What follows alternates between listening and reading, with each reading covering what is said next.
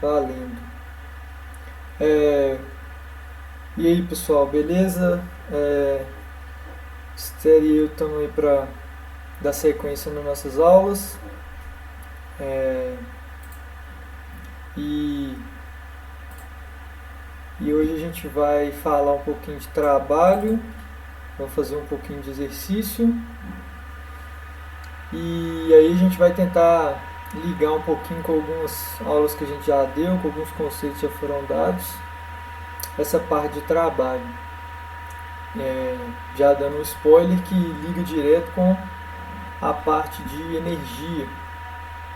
Até a gente vai ver isso com relação à unidade do trabalho. Então vamos embora. Então, o que é, né? A gente sempre começa com a parte de conceito. A gente sempre frisa o conceito. Então, o que é o trabalho? É uma grandeza física relacionada à transferência de energia. Então, aqui já começa a parte de energia, né? Devido à atuação de uma força. Então, note que a gente precisa ter três conceitos bem definidos para entender trabalho, que é o que é uma grandeza física, né? O que é energia e o que é uma força. Isso tudo a gente já falou, mas se tiverem dúvida, mais uma vez a gente vai estar disponível para sanar essas dúvidas.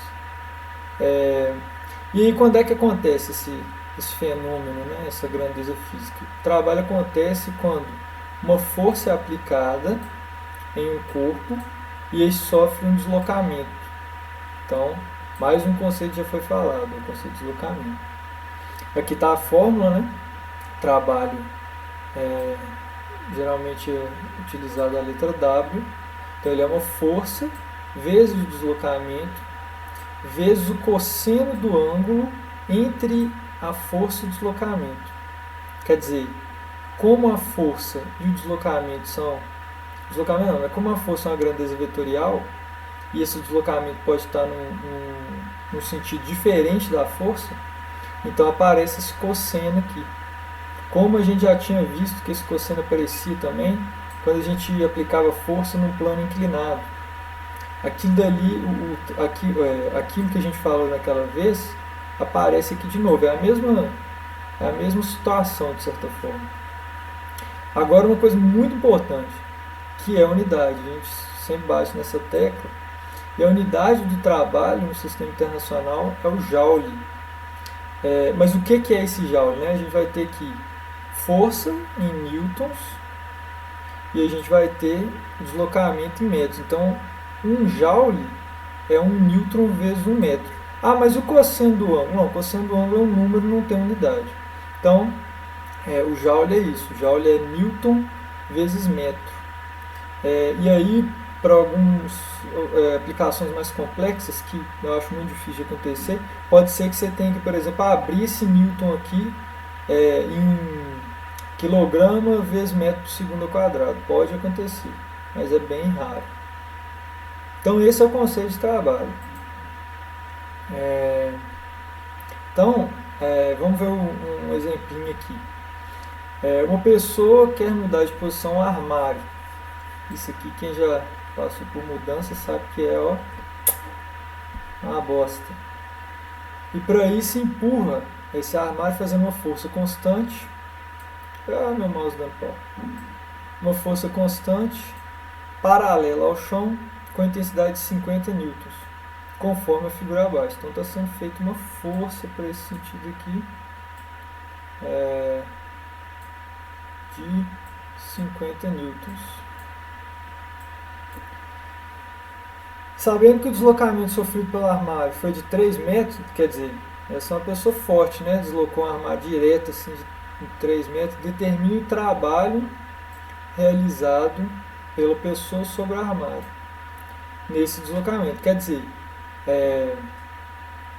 o trabalho ele é realizado sobre um corpo. Isso é uma coisa boa de vocês notarem, vai ajudar na resolução de outros exercícios.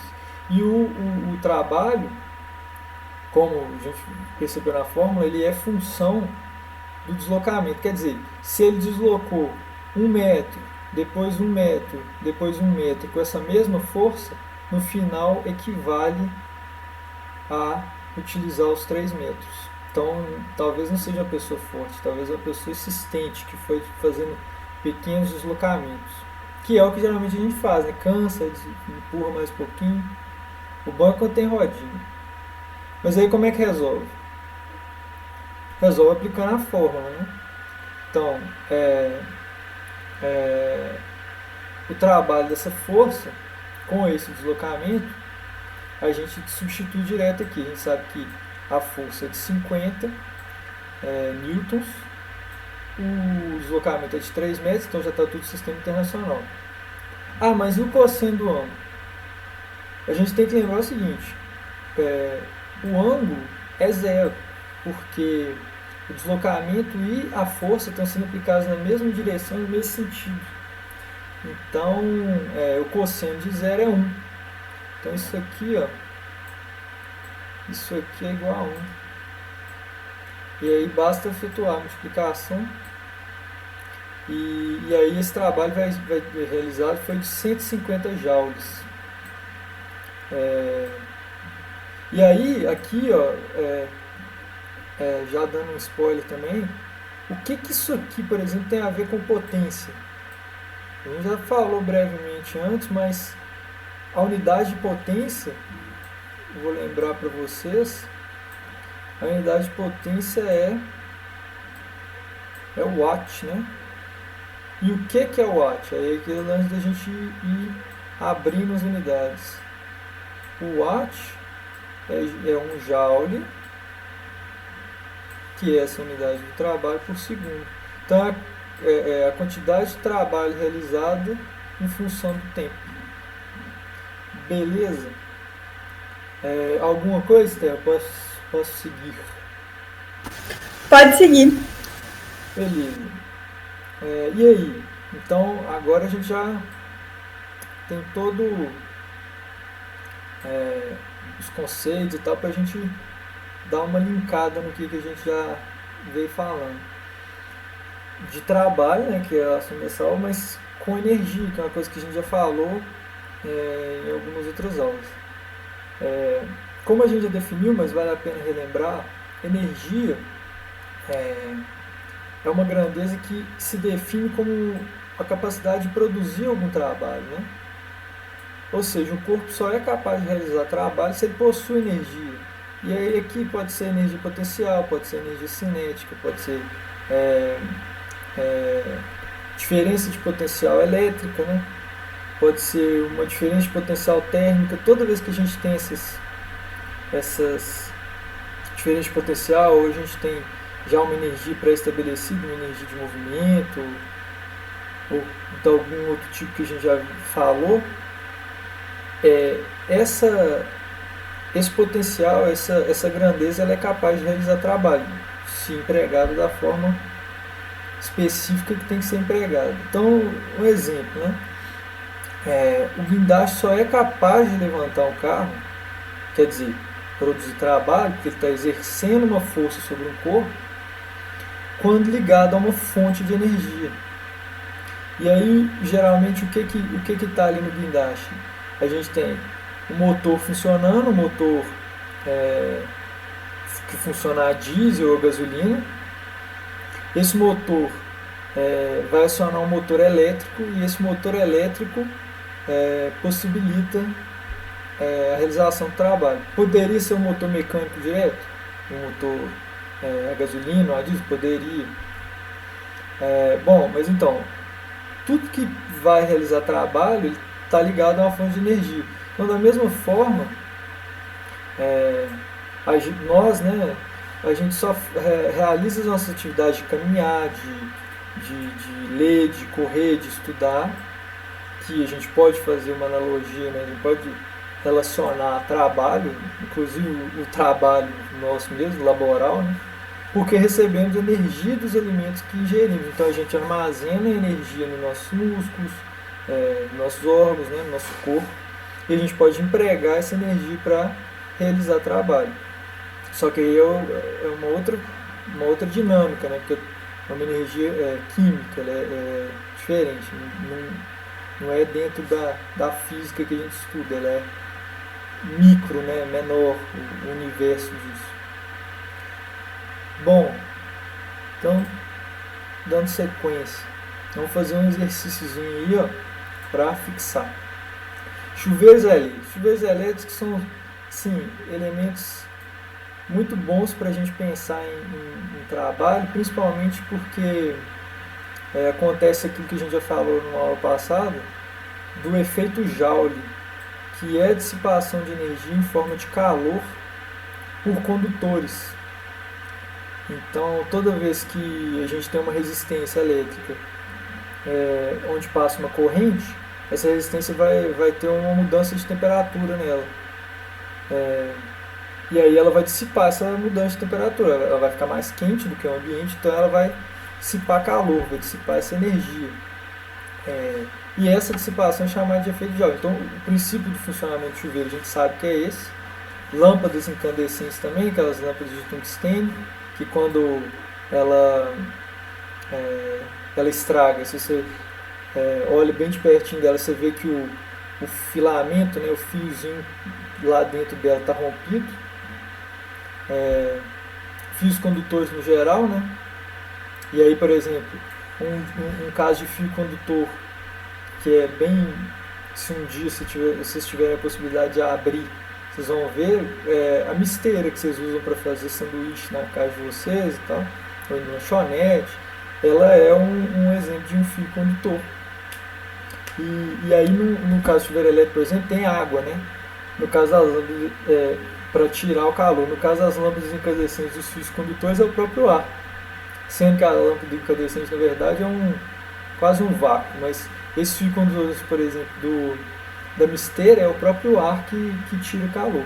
Ferro elétrico também. O ferro elétrico tem água passando lá dentro, né? A água ferve, e aí você vai com o vapor da água que está sendo fervida, vai passando sua roupa. E todos esses dispositivos possuem algo em comum, né, que é isso que eu estou falando. Então, eles são dispositivos elétricos que utilizam esse aquecimento da corrente elétrica para realizar trabalho. Então, a fonte de energia é energia elétrica e eles realizam trabalho. Mas voltando à questão, esses dispositivos podem ser considerados como receptores, resistores, fusíveis, disjuntores ou geradores. Eles geram energia elétrica? Não. Disjuntor é um jeito de você controlar a passagem de energia elétrica, é uma chave, né? A gente falou isso. Então, acho que não. Fusível é o dispositivo que protege a sua rede elétrica. Se ela excede algum parâmetro, ele rompe e desliga, que funciona como uma chave de limite também. Também não. Aí a gente vai ficar um pouquinho na dúvida aqui entre receptores e resistores. Mas receptores me parece um pouco estranho, né? Ele está recebendo, mas ele está fazendo o que com aquilo ali, com aquela energia? Então eu ficaria com a opção de resistores, mas eu não lembro qual que é a resposta, vamos ver se eu acertei. Eu acertei, tá vendo? Então eu posso continuar dando aula para vocês, né? Então, todos os dispositivos que foram listados possuem como principal função conversão de energia elétrica em calor, por meio do efeito Joule, foi aquilo que a gente falou. Dessa forma, podemos considerá-los como resistores. E é isso, a resposta é a letra B. Outro exercício. A Esther, que montou os slides mais uma vez, está generosa, ele concede muito exercício. A gente tem uma figura, então a gente tem um circuito, vamos lembrar aqui, ó. Aqui, ó, é a nossa fonte, beleza? Aqui a gente tem um amperímetro, então, esse aqui é um amperímetro, que vai medir a nossa corrente, beleza? E a gente tem 3 resistências, tudo bem. A gente sabe o valor da nossa tensão da fonte, que é 12 volts, então tem 12 volts aqui, 12 aqui, 5 ohms aqui no resistor 1. Resistor 2 tem 2 ohms, é muito ohm. E resistor 3 também 2 ohms. Então podemos dizer que a corrente medida pelo amperímetro, nosso amperímetro, colocado no circuito é. Então vamos lembrar aqui, a gente precisa do quê?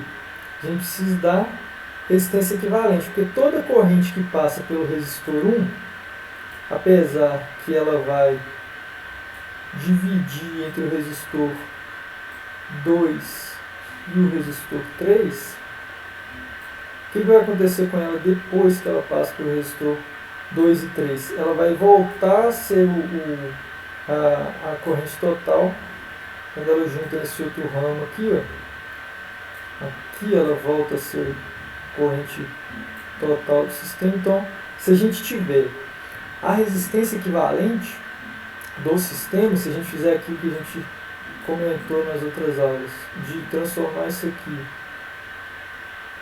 num circuito com uma resistência assim, ó, a nossa fonte continua lá, a gente vai conseguir achar essa corrente total do sistema, que é o que o amperímetro está medindo. Então, vamos lá ver como é que isso pode ser feito. Então, a sequência é aquela, né? Resistência equivalente primeiro, e aí a gente tem um par em paralelo, né? Que a gente lembra na fórmula, 1 dividido pela resistência equivalente das resistências em paralelo é igual a 1 dividido pela resistência equivalente, pela resistência 2 mais 1 sobre a resistência 3. Como as duas valem, vamos lembrar aqui, ó, R2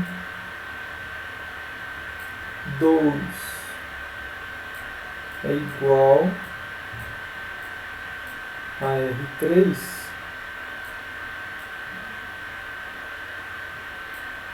que é igual a 2 ohms. Então aqui já está direto. Então 1 sobre a resistência de 2 e de 3 é igual a 1 dividido pela resistência de 2 mais 1 dividido pela resistência de 3. Como as duas são 2, então vai aparecer aqui. E aqui é o que? 1 sobre 2 mais 1 sobre 2 é meio mais meio, né? Que vai dar 1.